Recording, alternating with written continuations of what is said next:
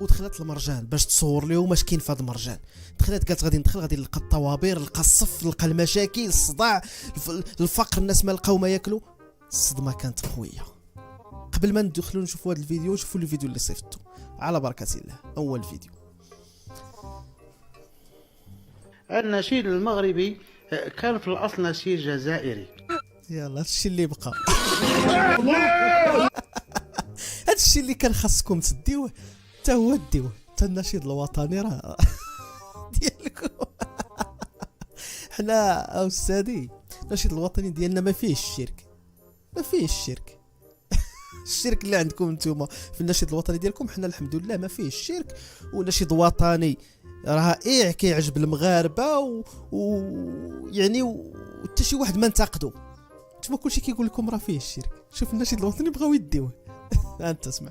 النشيد المغربي كان في الأصل نشيد جزائري.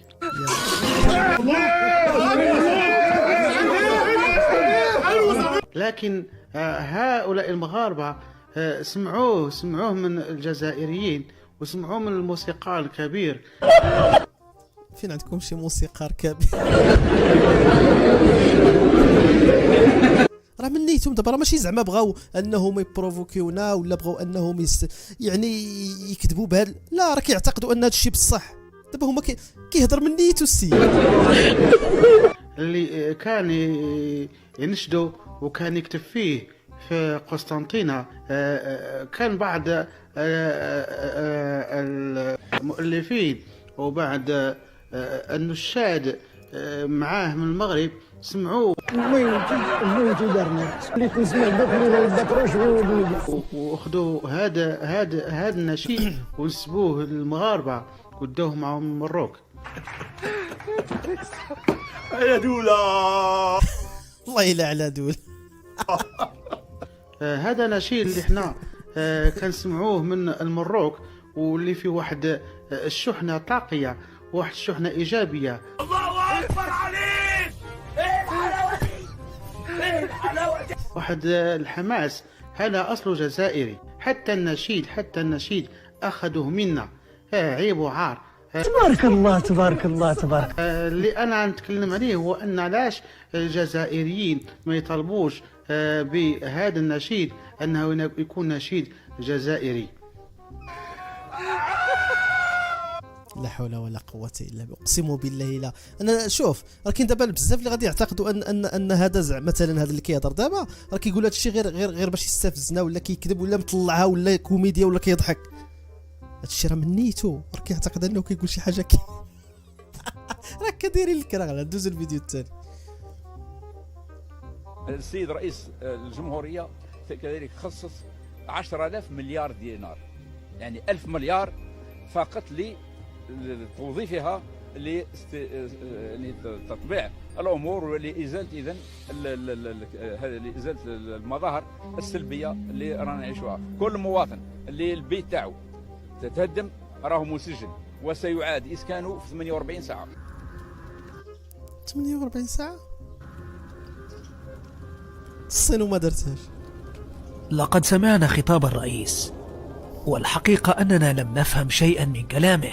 والله ما فهمنا والو. واش غادي تفهم عند الكراغله؟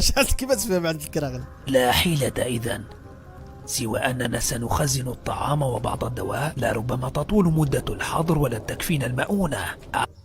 ولا تجي شي فيضانات اخرى تدي عوض الديور كامل. علينا إذن أن نفكر بعقلانية.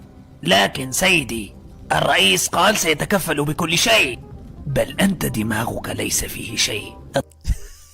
نيشان بعد بحال اللي حطوه. تصدق هذا الكلام؟ بل إن دولتنا عاجزة عن كل المتطلبات في ظل هذه الأزمة.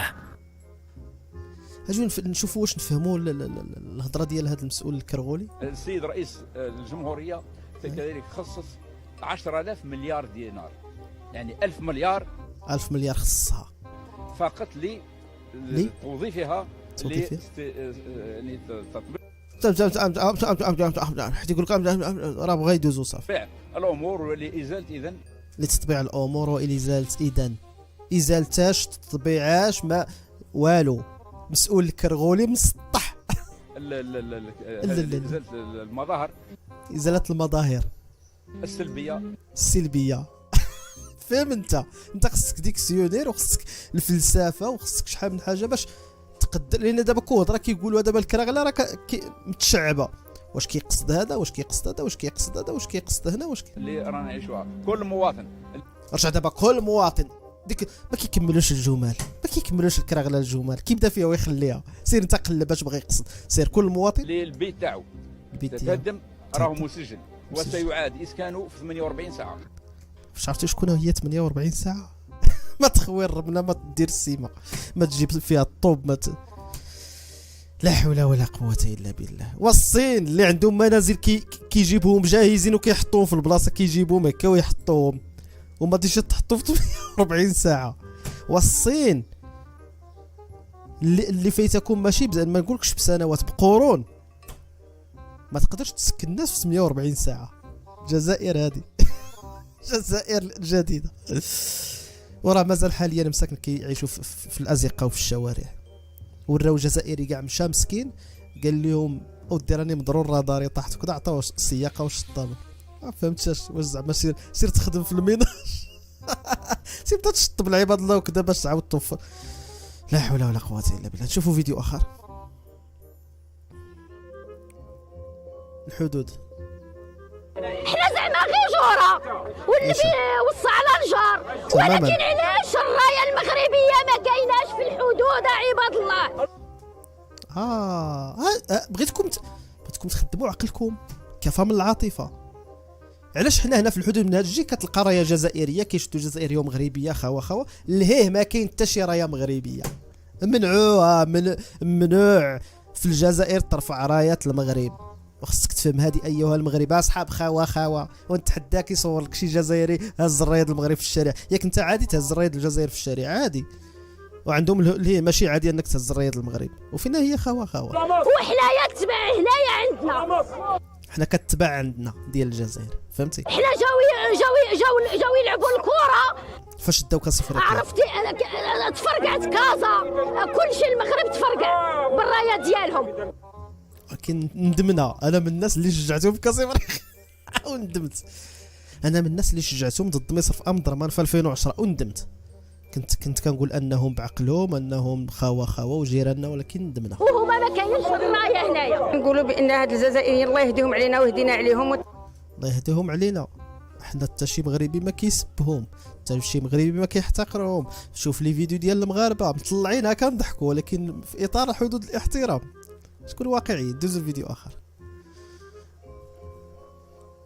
أنا زرت المغرب أكتر من مرة، لكن أول زيارة ليا في المدينة الجميلة تطوان. ما بقولش حاجة، هو اللي بيقول.